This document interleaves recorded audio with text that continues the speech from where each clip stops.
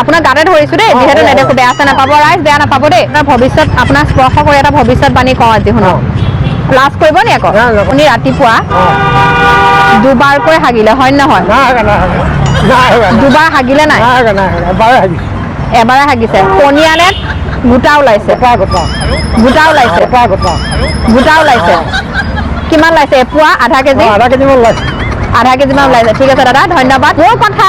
মামা আৰু আমাৰ মোদী চৰকাৰে অতি সোনকালে শুনে কিয়নো মই অকণমান বুজি পাইছে মোৰ অৱস্থাটো দেখি হয়তো আপুনি মই আজি 30টা বছৰ বাতৰি প্ৰচাৰ কৰি আহিছোঁ আগলৈও কৰি যাম মোক দেখিছেনে নিউজত আগত সেইটো কওক মই নিউজ ইমান নাচাওঁ আৰু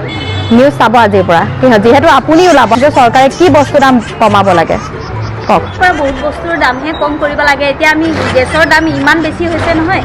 আমি এতিয়া ভাত বনাই খাবৰ কাৰণে বহুত মুস্কিল হৈ গৈছে তো সেইকাৰণে গেছৰ দামটো কমাব লাগে আমাৰ চৰকাৰ শুনি আছে আপুনি শুনি আছে ছাৰ এয়া দেখিছে বাইদেউ কিমান দুখত কিমান বেদনাত আহি কথাষাৰ কৈছে অকণমান গুৰুত্ব দিব ছাৰ নহ'লে কিন্তু সঁচা কথা কৈছোঁ মানুহে নিজকে শেষ কৰি পেলাবলৈ আৰু বেছি সময় নালাগে ছাৰ সেইটো দুৰ্গা পূজা আহি আছে কি কৰিলে বজাৰ সজাৰ কৰিলে নে আমি আচলতে আজি আমাৰ নিউজ চেনেলৰ পৰা আহিছোঁ আমাৰ চেনেলৰ নাম হ'ল খবৰা খবৰি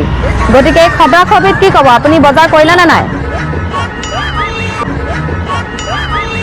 হয় কৈ যাওক চিভিলৰ পৰা আছোঁ চিভিলৰ পৰা গ'লেহে বজাৰ কৰিব হ'ব অঁ চিভিলত কিহৰ কাৰণে আছে ডেলিভাৰী কেছ